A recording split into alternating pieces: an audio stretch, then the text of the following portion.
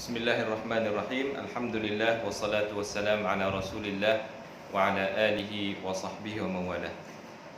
InsyaAllah kita akan buat ngajar mengenai dengan Warattilil Quran, kitab Warattilil Quran, dan insyaAllah kita akan mula daripada Warattilil Quran 1. Dan bolehlah panggil orang-orang yang duduk rumah, yang biasa ngaji dah dengan saya, ataupun yang tak biasa ngaji lagi, ataupun orang hak mari ngaji Warattilil Quran 3 selalu kerana tak ada biasa ngaji Warattilil Quran 1, ataupun orang hak ngaji dah nak ulai kaji semula, insya-Allah bolehlah.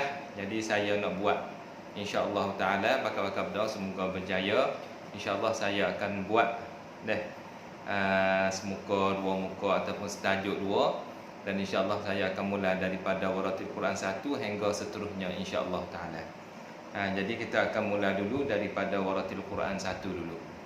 Kita pergi muka yang kedua, iaitu adab-adab membaca Al-Quranul Karim. Di antara adab-adab membaca Al-Quranul Karim, saya buat di sini 10. Sebenarnya ada banyak lagi, tapi cuma saya tercolek boleh 10 perkara sebagai adab-adab membaca Al-Quran untuk beri perhatian dan peringatan kepada kita. Dan kalau kita nak tahu lebih lanjut lagi mengenai dengan adab-adab baca Quran ni, cuba kita tengok dalam kitab At-Tibyan fi Adabi Hamalatil Quran yang dikarang oleh Imam Nawawi. Dalam kitab tu kita akan dapatlah banyak lagi adab-adab membaca Al-Quranul Karim. Adab-adab membaca Al-Quranul Karim, 1, At-Taharah. At-Taharah ni maknanya suci, iaitu suci hati dengan mengikhlaskan niat lillahi azza wajalla. Jadi bila kita nak baca Quran ni, kita kena suci. Bila kita ayat tersuci ni, banyak kita gambar suci hak lek luar. Suci tubuh badan, kena ada air semaya. Tetapi yang sebenarnya, yang lebih penting sekali, iaitu kita kena suci hati kita. Suci hati kita ni iaitu dengan kita ikhlas niat kita lillahi azza wajalla. Kita baca Quran ni adalah kerana Allah Subhanahu wa taala. Kerana bila kita baca Quran ni bukan kerana Allah, bukan sekadar dia tak boleh pahala, bahkan menjadi satu asbab yang membawa kita jatuh ke dalam neraka, wala'iyadzubillah min dzalik, seperti mana hadis yang diriwayat oleh Abu Hurairah. Abu Hurairah radhiyallahu anhu, satu ketika tu dia nak royak satu hadis yang dia dengar daripada Rasulullah. Dia kata, "Hei sahabat Rasulullah, saya nak royak satu hadis yang saya dengar daripada Rasulullah." Bila dia nak royak hadis tu dia pitih. Dia rebah, dia pitih, tak khabar apa. Duk setelah tu dia khabar. Bila khabar dia start nak royak pula hadis ni, pitih pula. Sampai 2-3 kali pitih Abu Hurairah nak royak hadis ni. Dia kata hadis ni sangat berat. Makna apa hadis ni? Kita ambil sejebih ataupun ambil betul yang kita nak dalam hadis ni, iaitu Allah Subhanahu Wa Taala akan tanya orang yang baca Quran, orang yang mengajar orang dan orang yang baca Al-Quran, fima qara'tal Quran. Apa boleh mu baca Quran? Apa boleh mu mengajar orang? Semua orang yang membaca Al-Quran akan menjawab, kerana-Mu ya Allah. Saya baca Quran ni kerana-Mu ya Allah. Maka Allah kata, kadzabta, kamu dusta, kamu bohong. Kamu baca Quran liqala innaka qari.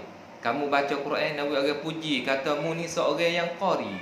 Faqad qil, orang puji sungguhmu, tetapi pahala di sisiku tidak ada sama sekali. Kalau sekadar tak ada pahala tu berasa padan dengan kita sebab kita tak ada niat lillah. Tetapi bukan sekadar tak boleh pahala, bahkan Allah Subhanahu Wa Taala perintah para malaikat dia, khuzuhu fashabuhu ilan nar, ambillah dia meninggi tahu di dalam api neraka. Malaikat pun heret, kok kaki pala duduk bawah, ambil lontar ke dalam api neraka, wala'iyadzubillah min dzalik. Jadi bila kita nak baca Quran, hendaklah kita tu niat lillahi azza wajalla. Suci tubuh badan, suci tubuh badan kita dari hadas kecil dan besar. Jadi hadas kecil pun kalau boleh kena suci daripada hadas kecil dan hadas besar. Hadas besar ni makna hadas kecil ni tak ada air semaya ya. Dan hadas besar ni macam kita berjunuk, berhaid ke apa tu, kena suci tubuh kita daripada hadas-hadas tu. Dan juga suci mulut. Bila kita nak baca Quran, kerana Quran ni adalah kitabullah, kalamullah, kitab yang sangat suci, kalam Allah Subhanahu Wa Taala. Maka hendaklah kita sebelum kita nak baca tu, kita bersihkan mulut kita, dan seterusnya suci tempat. Kita bacalah Quran itu di tempat-tempat yang suci. Yang kedua, di antara adab membaca Quran, menghadap kiblat. Bila kita nak baca Quran ni, kita hadap ke kiblat lah. Ni kalau kita duduk sore, kalau kita duduk ramai-ramai di dalam halaqah, contohnya bulan puasa ni, kita buat halaqah Quran kerana maka bila kita buat halaqah Quran ni tak payah menghadap ke kiblat lah. Tak kena pula kita buat halaqah pula pakat menghadap ke kiblat, tak jadi juga lagu tu. Menghadap kiblat ni iaitu apabila kita baca Quran ni sore kita. Dan yang ketiga, menutup aurat. Bila kita nak baca Quran ni kena tutup aurat kita, jadi comel. Berbagai retina ni jadi pakaian tu, pakaian semaya tu hak tu lagi comel. Bukan kata kalau tak tutup aurat ni tak boleh baca, tak boleh, tapi nak hak lebih mulia dan lebih afdal, tutuplah aurat. Yang keempat, baca dengan tumakninah dan tadabbur. Kita nak baca Quran ni baca dengan tumakninah. Tumakninah ni makna jangan gaduh lah. Jangan gaduh, jangan baca tengok muka mula-mula tu, muka pertama tu, balik tengok dah muka hak seterusnya tu. Noyak kata nak tengok ada berapa lah lagi. Juga ada 5 lah lagi. 5 lah kena habis je, baca cepat. Janganlah tu.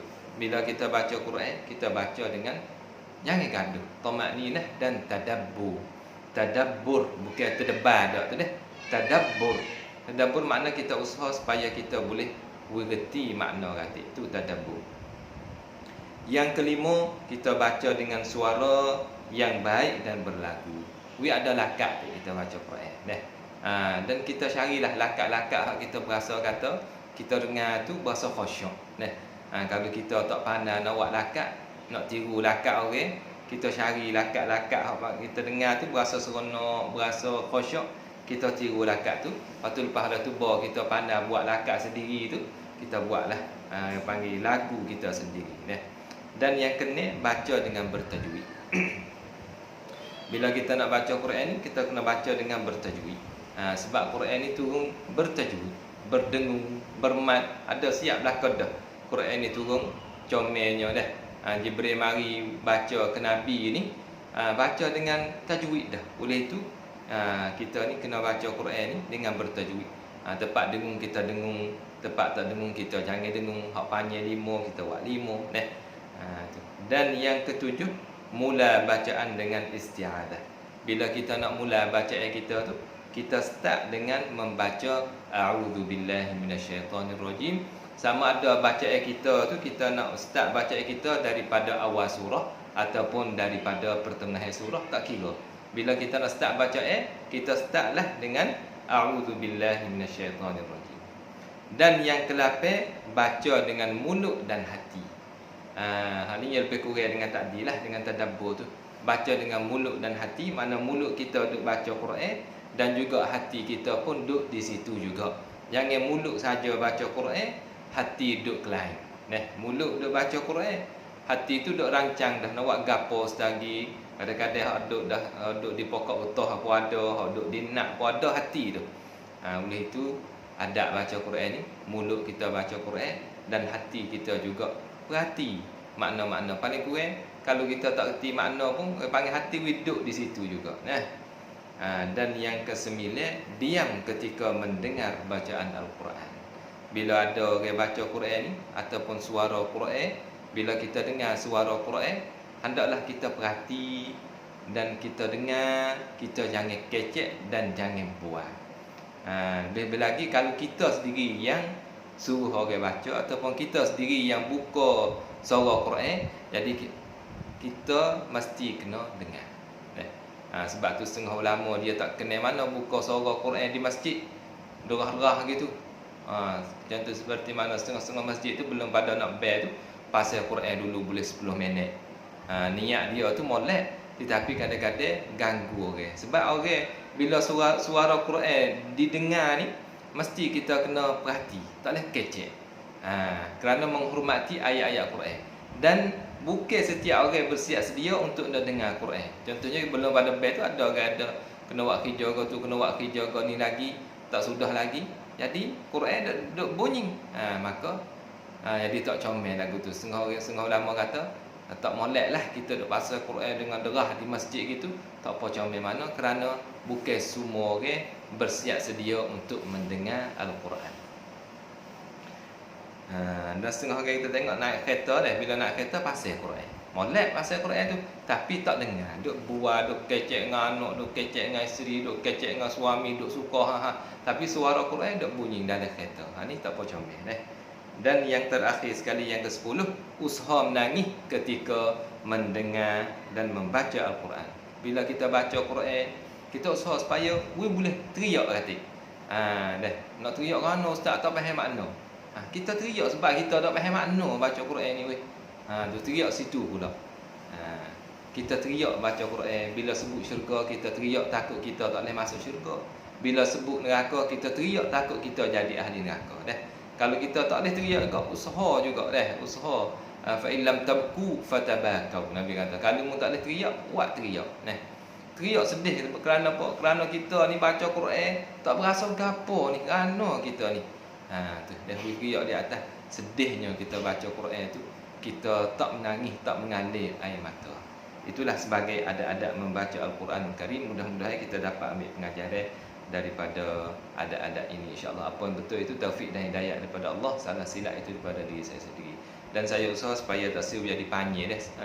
Satu klip tu ataupun satu YouTube tu segerak-segerak tu tak sebiar dipanggil di antara 10 minit sampai 2-13 minit gitu ya dah. Wallahu taala alam. Sallallahu alaihi Muhammad wa ala alihi wa sahbihi wasallam.